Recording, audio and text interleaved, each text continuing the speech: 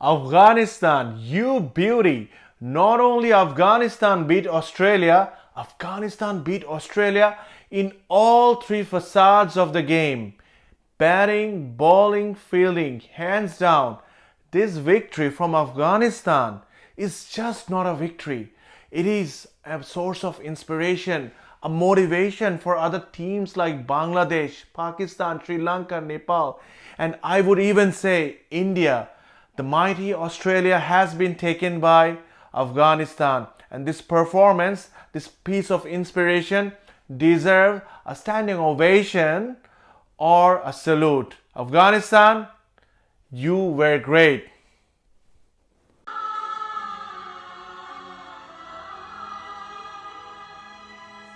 Hello viewers and welcome to the channel Let's Talk Cricket. When I was reviewing Group 1 and all the four teams, and I saw Afghanistan playing in St. Vincent and Bridgetown, Barbados, it seemed like Afghanistan had a distinct advantage over the other teams because Afghanistan in their all three matches they were playing in bowling friendly conditions, especially this one in St. Vincent. Again, I keep going back to the Nepal matches, which I thought that were one of the best two matches of the World Cup and very low scoring match.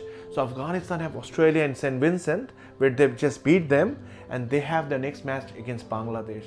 Also, the first match was against India in Bridgetown, which was again not the best of batting conditions. But Afghanistan have really taken their opportunity with both hands. It was never going to be an easy wicket to bat on, which takes back to the question why Australia, knowing Afghanistan's strength, had put them in. And once Australia had put Afghanistan in, what can we tell about a 100-run partnership? The 100-run partnership in a pitch which is very difficult for the batsmen to even score runs. Both the batsmen Gurbaz and Zadran is scoring half centuries each. 100-run stand, that was more than that was the game actually. When Afghanistan crossed that 140 mark, it was evident that it was going to be very, very difficult for Australia. And Afghanistan, the batsmen, they had a steady start. In the first 10 overs, they scored 64. The next 5 overs was actually the turning point of the match where Afghanistan sort of batted out Australia of the game. Afghanistan from over 11 to 15 scored 45 runs. So scoring 109 in first 15 overs. That was the game for me actually. And then Australia came back because it wasn't an easy wicket to bat for the new batsmen to come in and whack the ball. And Afghanistan in their last 5 overs couldn't score that many runs because it was looking 1 point. If Afghanistan had been going at that rate, they easily could have reached 170. But Australia kind of pulled back. Special mention for Pat Cummins, his second hat-trick in consecutive games. That doesn't happen every day in international cricket. Well done, Pat Cummins. What a player, what a bowler. Well, the Australian fielding also helping Afghanistan to get away with the game. There were so many opportunities. They had given free boundaries. There was a missed stumping chance. There were missed catches on a couple of occasions. You don't see usually that from Australia. Ashton Agar feeling the heat in the field, and he also couldn't contribute much with his bowling, which makes you question the team selection for Australia. Why the great man Mitchell Starc wasn't picked? Because Afghanistan has a record of struggling against left arm quickies. Look how they gave wicket to Arshdeep Singh in their first match. So why did Australia in this pitch decide to play Ashton Agar? And then when it was Australia's turn to bat, Naib, he started with a beauty. This has to be one of the balls of the tournament. An outswinger pitching on leg stump and then going away, completely bamboozling the informed Travis Head, who has been a monster in IPL. Sunrisers Hyderabad have been scoring 250, 270 runs, and great credit goes to this man Travis Head. But Afghanistan got him early. Afghanistan kept taking wickets on regular interval, And then the Maxwell show began. And Maxwell single-handedly take on Afghanistan yet again. Yes, it was the deja vu of the 2023 50 over World Cup. And it seemed like Maxwell is going to take the game away from Afghanistan again. And then the rise of Gulbadin Naib. He hasn't been bowling much lately. He has been playing more like a batsman in the team.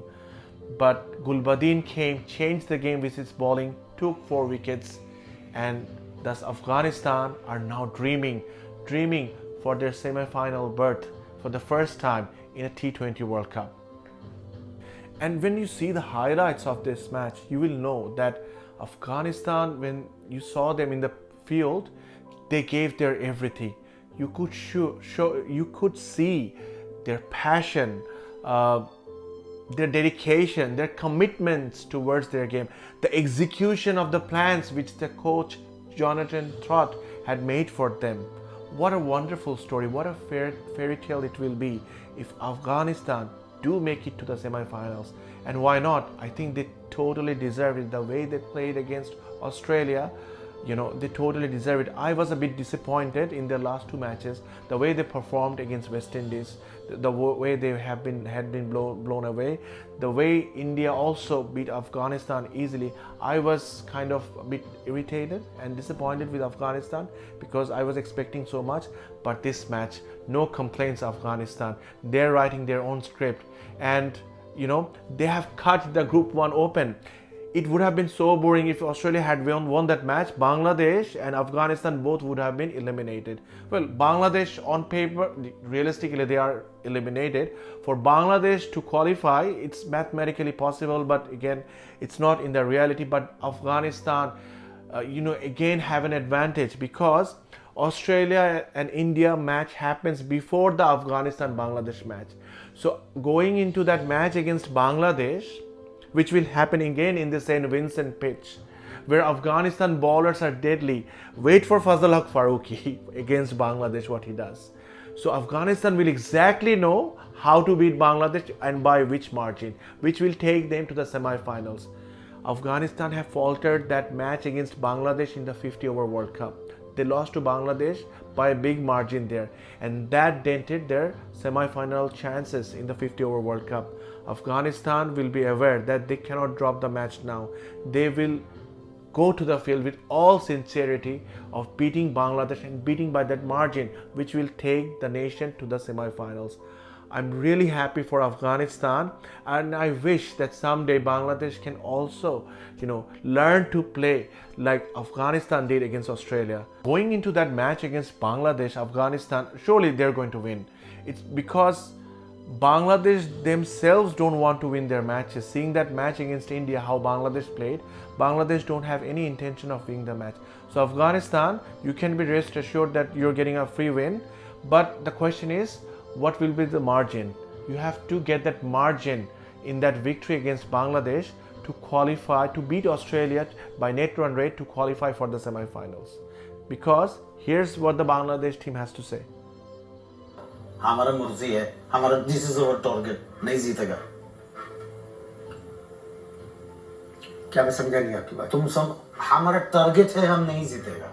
Group 1 has become so interesting. I really can't wait for the last 2 matches. India v Australia in the best batting pitch, where one's bat will fight against the other team. What can Australia do now against India? If Australia falter, I don't see Australia making to the semis.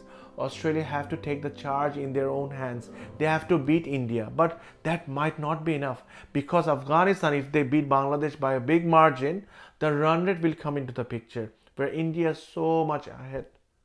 What will happen? So many questions. Only time will answer them. Let's see. Till my next video. Adios.